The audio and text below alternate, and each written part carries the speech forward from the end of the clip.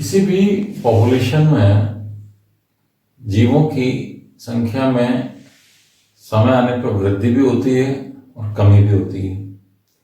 यहाँ पर तीसरी संभावना है कि वो पॉपुलेशन जो है वो स्थिर बनी रहती है, कांस्टेंट बनी रहती है।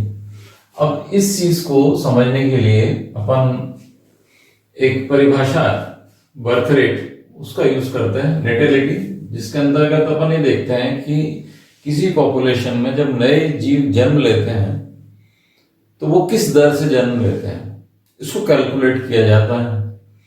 इसको कैसे कैलकुलेट किया जाता है? Total birth in that year, उस वर्ष हुए कुल जन्मों की संख्या, divided by total population in the mid of the year, साल के मध्य में टोटल पॉपुलेशन कितनी थी, एंड मल्टीप्लाइड बाय 1000। ये कहलाती है क्रूड का मतलब होता है कच्ची, क्रूड बर्थ रेट कहलाती है। तो इसको पर यूनिट टाइम में लिखते हैं कि इस साल बर्थ रेट रही साहब x, या जो भी संख्या निकल के आती है ना। तो नए जीवों का जो जन्म लेना है उसकी दर है ये। अब ये जन्म हो सकता है नवजात का जन्म हो, अंडे से हैचिंग के द्वारा नवजात का जन्म हो, या एक बीज की जर्मिनेशन के, सीड के जर्मिनेशन से नए पादप की उत्पत्ति हो, कुछ भी किसी भी रूप में हो सकती है। इसी को दूसरे शब्दों में कहते हैं नेटेलिटी। बर्थ रेट को दूसरे वर्ड में क्या है? नेटेलिटी कहते हैं। इसी से साथ रिलेटेड दूसरी टर्म है डेथ रेट, जिसको अपन बोलते हैं मॉर्टेलिटी। किसी दी गई पर्यावरणीय परिस्थिति में एक पॉपुलेशन में जीव की मृत्यु वो मॉर्टेलिटी कहलाती है। जिस दर से मृत्यु होती है वो मृत्यु दर कहलाती है। इसी जिस तरह से अपन ने जन्म दर को पर यूनिट टाइम में एक्सप्लेन किया था, अभिव्यक्त किया था, उसी तरह डेथ रेट को भी पर यूनिट टाइम के रूप में ही अभिव्यक्त किया जाता है। और इस क्रूड डेथ रेट को कैलकुलेट करने का जो फॉर्मूला है, total deaths in that year, वर्ष भर में हुई कुल मृत्यु की संख्या divided by total population in mid of the year, साल के मध्य में टोटल पॉपुलेशन कितनी थी, मल्टीप्लाइड बाय 1000। इस कैलकुलेशन से अपने को क्या प्राप्त होती है? Crude death rate. ये बर्थ रेट और डेथ रेट ये पॉपुलेशन का साइज डिसाइड करते हैं, पॉपुलेशन का आकार किस तरह का होगा। आगे अपने को इसी से जो है कई क्लूज मिल जाएंगे। ठीक, देखिए अपन ने अभी भी बात की डेथ रेट की और बर्थ रेट की, हाउ इट इज यूजफुल, ये किस प्रकार उपयोगी साबित हो सकती है। खासतौर से डेथ रेट के संदर्भ में 2-3 पॉइंट्स मैं हाईलाइट करना चाहता हूं, उनको आप गौर से समझें, पढ़ने का प्रयास करें कि किसी भी पॉपुलेशन में अलग अलग एज ग्रुप के अंदर डेथ रेट कैलकुलेट की जाती है। कि साहब मान लीजिए अगर एक एनिमल है, उसकी औसत जीवन काल है मान लीजिए उसका 20 वर्ष। अपन ने देखा कि औसत जीवन काल 20 वर्ष है, इसका मतलब क्या हो गया कि कुछ एक जंतु ऐसे हैं वो 15 से 20 वर्ष के बीच में उनकी डेथ होती होगी, कुछ जंतु या कुछ जीव ऐसे हैं जिनकी 20 से ऊपर यानी कि 20 से 25 वर्ष की आयु में उनकी डेथ होती होगी। तो औसत जीवन काल अपन ने निकाल लिया 20 साल। एक बात हो गई। दूसरी बात ये हो गई कि ऐसा ज्ञात करके अपन पॉपुलेशन का साइज और उसका कंपोजिशन, उसका संगठन ज्ञात करते हैं। डेथ रेट पता करके अपन क्या करते हैं कि पॉपुलेशन का साइज कितना सीमित रहेगा। डेथ रेट अगर अपने को पता है तो पॉपुलेशन का साइज अपन पता कर सकते हैं और उसका संगठन पता कर सकते हैं। अब संगठन में अपने को क्या क्या पता हो सकता है कि ये नवजात कितने हैं, बच्चे कितने हैं, बड़े कितने हैं, बुजुर्ग कितने हैं, एंड सो ऑन। ये होता है संगठन, वो पता कर सकते हैं। सेकंड पॉइंट है कि फ्यूचर पॉपुलेशन का साइज, कि भविष्य में वो पॉपुलेशन कैसी होगी, तो उसमें बच्चे ज्यादा होंगे, कि मिडिल एज वाले ज्यादा होंगे, या एल्डरली पीपल ज्यादा होंगे। मान लीजिए किसी पॉपुलेशन में डेथ रेट कम है, तो उस पॉपुलेशन में जो एल्डरली पीपल होंगे ना, जो बुजुर्ग होंगे, जो एजेड लोग होंगे, उनकी संख्या अधिक हो जाएगी अगर डेथ रेट कम होगी तो।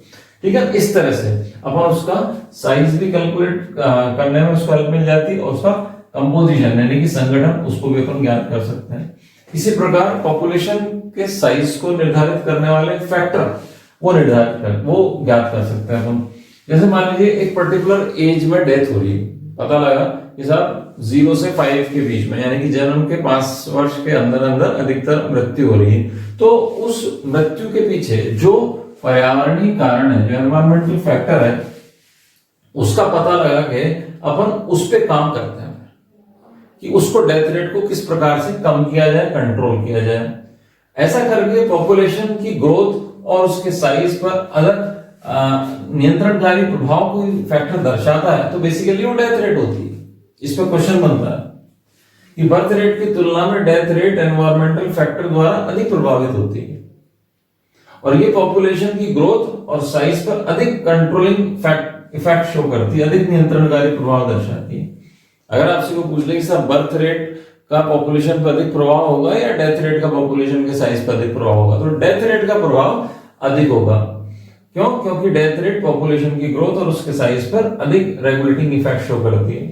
और यदि हमें ये ज्ञात करना हो कि जीव के जीवन काल की किस अवधि में, मीन्स किस एज ग्रुप में, जैसे मैंने बताया आपको 0 से 5 इयर्स के एज ग्रुप में सर्वाधिक मृत्यु होती है, तो मृत्यु के पर्यावरणीय कारणों का पता लगाया जाता है कि किस पर्यावरणीय कारण के कारण हो सकता है, कोई टॉक्सिकेंट हो सकता है, कोई रेडिएशन हो सकता है, कोई दूसरा कारक हो जो कि डेथ की वजह बन रहा हो, तो उसका पता लगा के और उससे बचने के उपाय किए जा सकते हैं। तो ये है डेथ रेट की सिग्निफिकेंस कि डेथ रेट को पता लगाना क्यों ज्यादा जरूरी है as compared to birth rate. इसी को आगे कंटिन्यू करते हैं। अपन एक टॉपिक पढ़ते हैं, फैक्टर्स अफेक्टिंग पॉपुलेशन डेंसिटी, जनसंख्या घनत्व को प्रभावित करने वाले कारक। तो ये उनकी एक संक्षिप्त लिस्ट है। नेटेलिटी यानी कि जन्म दर, मॉर्टेलिटी मृत्यु दर, age structure of the population, उस पॉपुलेशन में किस आयु वर्ग के क्या कह सकते हैं ना जीव अधिक हैं। चौथा है पॉपुलेशन डिस्पर्सल यानी कि पॉपुलेशन का फैलाव। इनमें ये 3 पॉइंट्स इंक्लूडेड हैं, इमिग्रेशन और माइग्रेशन, जीवों का बाहर से पॉपुलेशन में आना, जीवों का पॉपुलेशन में बाहर निकल के जाना, और ये दोनों क्रियाएं सामूहिक रूप से ये पॉपुलेशन डिस्पर्सल कहलाती है। ये पॉपुलेशन की जो साइज होती है उसको निर्धारित करने में एक इंपॉर्टेंट रोल प्ले करता है। और फिर होती है पॉपुलेशन साइकिल्स। पॉपुलेशन साइकिल का मतलब ये है कि एक पर्टिकुलर तय समय सीमा के बाद में एक जीव की संख्या में गिरावट देखी जाती है, फिर वापस से उस जीव की संख्या में तेजी आती है और वो संख्या बढ़ती है, फिर वापस से वो संख्या गिरती है और ये साइकिल चलती रहती है। ये जो पॉपुलेशन में गिरावट और वापस से संख्या में वृद्धि होना, ये पर्यावरणीय कारकों से, दूसरे पर्यावरणीय कारकों से वो निर्धारित होता है। इसको हम बाद में पढ़ेंगे। फिलहाल हम ये फर्स्ट पॉइंट को लेते हैं, नेटेलिटी या बर्थ रेट। तो जैसा कि अपन ने देखा कि पॉपुलेशन डेंसिटी को प्रभावित करने वाले प्रमुख कारकों में से एक कारक है बर्थ रेट या नेटेलिटी। इसको 2 एंगल से देखा जाता है।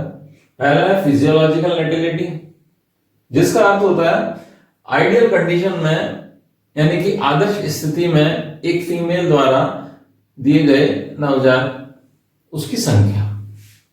आइडियल कंडीशन में एक स्वस्थ नवजात को जन्म दिए जाने एक फीमेल द्वारा नवजात को जन्म दिए जाने वाली उनकी संख्या है बेसिकली। ये maximum birth under ideal environmental condition, आदर्श पर्यावरणीय परिस्थितियों में अधिकतम जन्म कितनों को दिया जा सकता है, एक फीमेल द्वारा। दूसरा है इकोलॉजिकल या रियलाइज नेटिविटी। अब यह शब्द क्या जुड़ गया, रियलाइज, जिसका अर्थ होता है वास्तविक। वास्तविक से कैसे तय करेंगे, एक तय समय सीमा में संपन्न होने वाले सक्सेसफुल रिप्रोडक्शन। बिल्कुल सरल भाषा में कि साहब एक तो है कि इतने बच्चों को या इतने नवजात को जन्म दे सकती है एक फीमेल, या ये कि कितने बच्चों को या कितने नवजात को जन्म दिया। तो प्रैक्टिकली ये ज्यादा इंपॉर्टेंट हो गई अपने लिए। क्यों? क्योंकि आपको पता है कि ये कैसी है, ये रियलाइज्ड है, हिंदी में ये वास्तविक होती है। फिर पॉइंट आता है कि क्रूड बर्थ रेट को अपन कैसे कैलकुलेट करते हैं, जो आपको पिछले लेक्चर में मैंने बताया था कि नंबर ऑफ टोटल बर्थ पर 1000 में अभिव्यक्त इसको किया जाता है। इसको अपन कैलकुलेट करने का मैंने मेथड आपको ऑलरेडी बता चुका हूं मैं। फिर आता है एक टर्म यहाँ पे specific birth rate. Specific birth rate का मतलब होता है विशिष्ट जन्म दर। अब मान लीजिए अपन एक छोटे से कंसेप्ट को समझने का प्रयास करते हैं यहाँ पे कि एक फीमेल है, उसकी एज है, सपोज ह्यूमन फीमेल की बात कर लें, वो एज ग्रुप है 20 से 22 वर्ष। एक है 22 से 25 वर्ष एक है, 26 से 28 वर्ष, ऐसे अलग अलग एज ग्रुप्स बना लीजिए। तो अपन क्या देखेंगे कि एक पर्टिकुलर एज ग्रुप ऐसा आएगा कि उसके द्वारा जो नवजात को जन्म दिया जाएगा उसके सर्वाइवल के चांसेस भी, और क्या कह सकते हैं ना, सफलतापूर्वक प्रसव के चांसेस भी वो अधिकतम होंगे।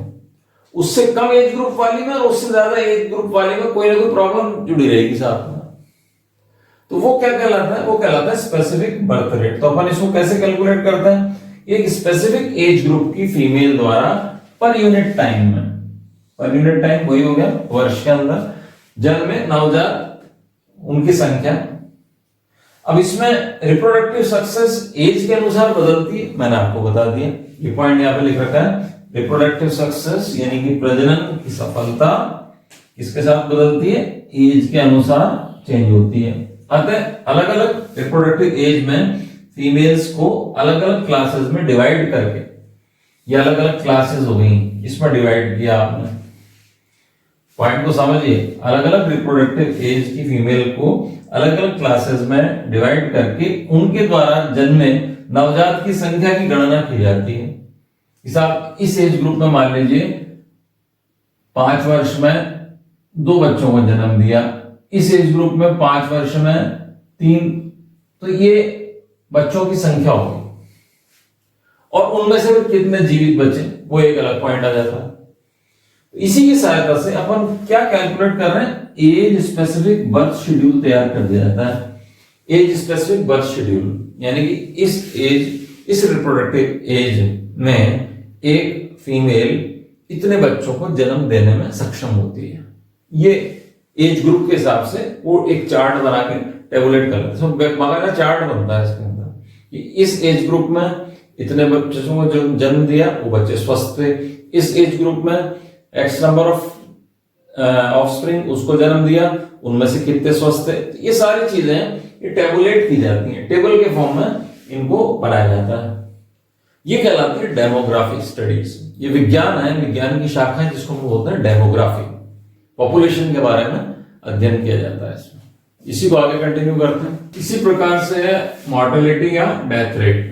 नेटेलिटी के समान मॉर्टेलिटी जो होती है वो भी एज ग्रुप के अकॉर्डिंगली डिफरेंट होती है। आयु वर्ग के अनुसार मृत्यु दर भी भिन्न भिन्न होती है।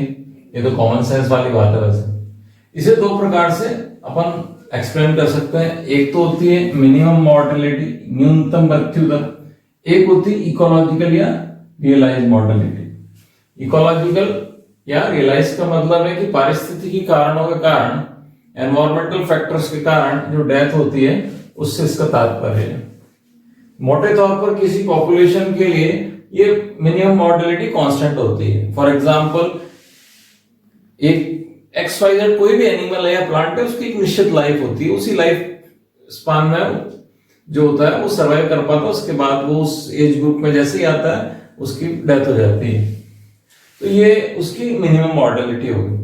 फिर आती है इकोलॉजिकल। दी गई पर्यावरणीय परिस्थिति में जीवों की मृत्यु इकोलॉजिकल नेटेलिटी के समान ये भी स्थिर ना होकर किसके अनुसार चेंज होती है? पर्यावरणीय कंडीशंस के अनुसार ये परिवर्तित होती रहती है। ये लर्निंग पॉइंट ये है यार, ये सीखना है आपको।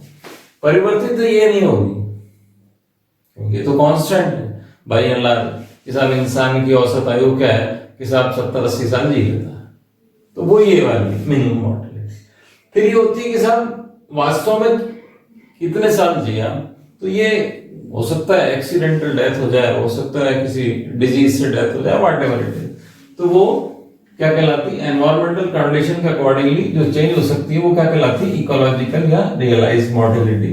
तो इकोलॉजी में इसकी काफी इंपॉर्टेंस होती है। अब बात आती है लॉन्जिविटी की, जीवन जीने की अवधि, लॉन्जिविटी। ठीक है, एक तो थी फिजियोलॉजिकल लॉन्जिविटी। आदर्श परिस्थितियों में जो भी जीव एक पर्टिकुलर एज आने के बाद उसकी प्राकृतिक मृत्यु हो जाती है, ये उसकी फिजियोलॉजिकल लॉन्जिविटी है। कि एक जंतु है उसकी औसत आयु 25 वर्ष है, 25 वर्ष की आयु में वो ओल्ड एज की कैटेगरी में आ जाएगा, वृद्धावस्था की श्रेणी में आ जाएगा, तो उसकी प्राकृतिक मृत्यु हो जाएगी। तो ये उसकी क्या होगी? फिजियोलॉजिकल लॉन्जिविटी कहलाती है। लॉन्जिविटी मतलब जीवन की समयावधि। फिर होती है इकोलॉजिकल लॉन्जिविटी, तो ये भी फिजियोलॉजिकल लॉन्जिविटी से कम होगी। क्यों? क्योंकि इसमें एनवायरमेंटल फैक्टर आ गए। तो जहां भी आपके सामने ये शब्द आ जाए ना, इकोलॉजिकल या रियलाइज, तो वहां पे आप समझ लेना एनवायरमेंटल फैक्टर्स, यानी कि पर्यावरणीय कारणों के साथ में उसका इन्फ्लुएंस जो आता है उसके कारण ये कम हो जाती है। तो ये 2 पॉइंट हो गए, फिजियोलॉजिकल लॉन्जिविटी यानी कि आदर्श परिस्थिति में एक ओल्ड एज आने पर नेचुरल डेथ हो रही है, एक इकोलॉजिकल लॉन्जिविटी, ये फिजियोलॉजिकल लॉन्जिविटी से कम होगी। क्यों? क्योंकि ये एनवायरमेंटल फैक्टर्स के कारण होती है, उससे प्रभावित होती है। अब यहाँ पर मैंने लास्ट में एक इंपॉर्टेंट पॉइंट और मेंशन किया है कि अधिकतर केस में क्या होता है कि जो सर्वाइवल रेट होती है ना, यानी कि जीने की दर, वो डेथ रेट से अधिक महत्वपूर्ण होती है। इकोलॉजिकल पॉइंट ऑफ व्यू से, पारिस्थितिकी की दृष्टि से उसकी इंपॉर्टेंस अधिक है। अगर अपन डेथ रेट को फ्रैक्शन एम से लिखें, मृत्यु दर को अपन किससे लिखें? कैपिटल एम से दर्शाया जाए, तो सर्वाइवल रेट हो जाती है 1 माइनस एम। इस फॉर्मूले पे, फॉर्मूला तो क्या छोटा सा एक इक्वेशन है, इस इक्वेशन पे आधारित अगर कोई क्वेश्चन पूछे तो आप बता सकते हैं कि साहब अगर आपको पता है कि डेथ रेट को अगर अपन एम से शो किया है, एम यानी कि डेथ रेट, अगर अपने सर्वाइवल रेट निकालनी है तो 1 माइनस एम हो जाती है। ये कैलकुलेशन का मेथड है। पॉपुलेशन डेंसिटी से रिलेटेड एक इंपॉर्टेंट टॉपिक है सर्वाइवरशिप का। सर्वाइवरशिप का मतलब है जीवित बचे रहना। जीवित बचे रहना यानी कि अपन एक कंडीशन की सोचते हैं कि हर जीव जिसने इस दुनिया में जन्म लिया है उसकी कभी ना कभी मृत्यु होगी, और मृत्यु हो सकता है प्राकृतिक हो, नेचुरल डेथ हो, एक्सीडेंटल डेथ हो, या किसी अन्य वजह से डेथ हो। उस बेसिस पे अपन एक ग्राफ प्लॉट करते हैं। इस ग्राफ पे, नेचुरल ग्राफ पे 2 अक्ष होते हैं, एक एक्स एक्सिस होता है, एक वाई एक्सिस होता है, जिसको अपन आने वाले लेक्चर में देखेंगे। एक्स एक्सिस पे अपन रखते हैं जीव की एज, और वाई एक्सिस ग्राफ का जो होता है उस पर अपन रखते हैं उसके जीवित बचे जीवों की संख्या, लॉग के रूप में, लॉगरिथम के रूप में, ताकि वो ग्राफ पे उसको लिखना थोड़ा सा सरल हो जाता है संख्यात्मक रूप से। इन दोनों चीजों को कंसीडर करके एक कर्व प्लॉट किया जाता है। इस कर्व की जो शेप होती है ना, इस कर्व की जो आकृति होती है, वो हर जीव के लिए डिफरेंट होती है, भिन्न होती है, क्योंकि सबका लाइफ स्पान एक सा नहीं होता, सबका आयु काल एक सा नहीं होता। तो ये सर्वाइवरशिप कर्व जो है, इसको अगर अपन इकोलॉजिकली पढ़ें तो ये बड़ा इंटरेस्टिंग है। इसको 3 कैटेगरी में डिवाइड किया गया है, 3 प्रकार का होता है सर्वाइवरशिप कर्व। इसमें से पहला है कि यदि जीव के सभी एज ग्रुप में मॉर्टेलिटी रेट यानी कि मृत्यु दर कांस्टेंट हो, यानी कि जितने नवजात मर रहे हैं उतने वयस्क मर रहे हैं और उतने ही ओल्ड एज वाले उनकी डेथ हो रही है, तो ये सर्वाइवरशिप कर्व जो होता है ना, ये एक डायगोनल लाइन, ये तिरछी लाइन के रूप में होता है। अपन इसको नेक्स्ट लेक्चर में देखेंगे। और इसके उदाहरण है जैसे हाइड्रा है, अधिकांश एडल्ट स्टेज प्राप्त कर चुके बर्ड्स होते हैं, माइस है, इनके अंदर ऐसा देखा जाता है कि सभी एज ग्रुप के अंदर मॉर्टेलिटी रेट कांस्टेंट होती है, यानी कि नवजात में भी मृत्यु दर वो भी स्थिर है, बाल्यकाल में मृत्यु दर वो भी स्थिर है, एडल्ट स्टेज आने पर मृत्यु दर वो बाइंड है। तो अपन क्या देखेंगे कि एक पर्टिकुलर एज ग्रुप में कांस्टेंट डेथ रेट आ रही है, मॉर्टेलिटी रेट कांस्टेंट आ रही है, और ओल्ड एज आने पर तो सबकी डेथ हो जाती है। तो वो जब डेथ होगी तो एज जो है वो अधिक होगी, तो ये कर्व कैसा आ जाएगा, ये डायगोनल यानी तिरछा आएगा। फिर आता है जीव के आरंभिक काल में, जीवन काल और पूरे जीवन काल में मृत्यु की संभावनाएं अधिक होती हैं। लाइन को और से पढ़ें। यदि जीव के आरंभिक जीवन काल में, इनिशियल यानी कि बाल्यकाल में, और लगभग पूरे जीवन काल में मृत्यु की संभावना अधिक होती है, तो सर्वाइवरशिप कर्व जो होता है वो कॉनकेव हो जाता है। कॉनकेव का मतलब होता है अवतल, ऐसे, यानी पॉपुलेशन में एकदम से वृद्धि हुई, एकदम से कई सारे जीवों ने जन्म लिया और उनके अंदर सडनली एक साथ बहुतों की डेथ हो गई। इंसेक्ट्स के अंदर ऐसा होता है, जल के अंदर रहने वाली जो मछलियां होती हैं उनके अंदर भी जैसे ही ब्रीडिंग सीजन खत्म होता है है ना, तो वो बहुत सारी मछलियां जो है वो फिश कैचर्स जो होते हैं, मछलियों को पकड़ ले जाते हैं, मछलियां फिर मार्केट में आ जाती हैं, तो वो उनके सर्वाइवरशिप के चांसेस कम होते जाते हैं। इसी प्रकार जो थर्ड कैटेगरी है, यदि पूरे जीवन काल में सर्वाइवल की संभावना लगभग एक सी है, लेकिन एक पर्टिकुलर एज आने के बाद में डेथ होना अवश्यंभावी हो जाए, जैसे अपन लोग कि साहब नॉर्मल केस है, हर चीज सामान्य चल रही है, तो साहब ये 70, 80 ईयर्स, 90 ईयर्स की एज अधिकतम अगर अपन अज्यूम कर लें तो वहां तक ही पहुंचेगा और उसके बाद से सबकी एकदम से डेथ हो जाएगी। तो यहाँ पर जो सर्वाइवरशिप कर्व आएगा वो कैसा आएगा, वो आएगा कॉन्वेक्स आएगा। तो इसको अपन अगले लेक्चर में देखते हैं सर्वाइवरशिप कर्व को किस तरह से प्लॉट किया जाता है।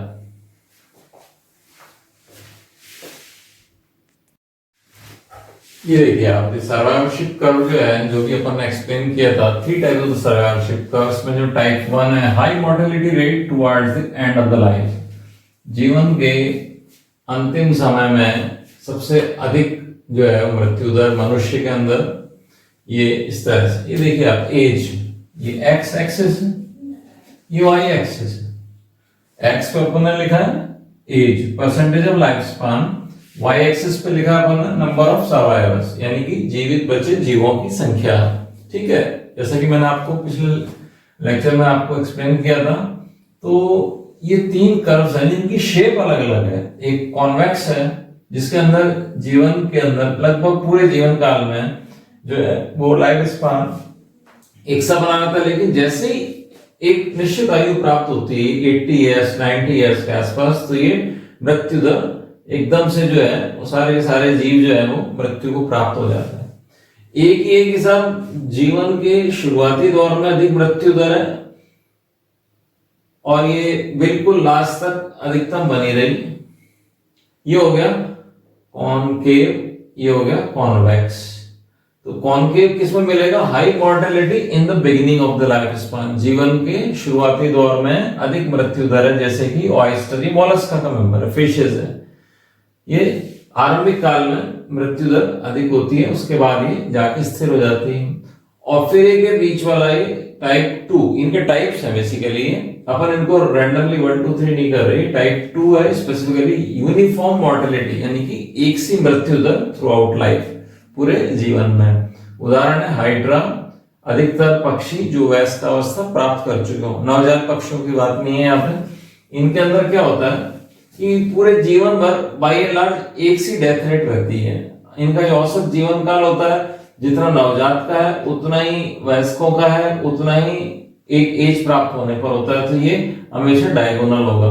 डायगोनल का मतलब ये है कि जैसे जैसे एज बढ़ती जाएगी वो मृत्यु दर जो है अपने आप एक स्लोप में चलती जाएगी। वो शुरू में जो है देखना ये एज 0 है, ये age 50 percentage of life span है, कितने जीवन काल में जो है वो जीवित जंतु बचे। तो जीवित जंतु तो अपन इधर लिख दिए नंबर ऑफ सर्वाइवर, ये वाई एक्सिस पे लिख दिए, तो ये नंबर ऑफ सर्वाइवर है। तो नंबर ऑफ सर्वाइवर जो है वो डिक्रीज होते जा रहे हैं, कम होते जा रहे हैं, इधर भी कम होते जा रहे हैं, इधर भी कम होते जा रहे हैं, किसके साथ साथ, एज के साथ साथ।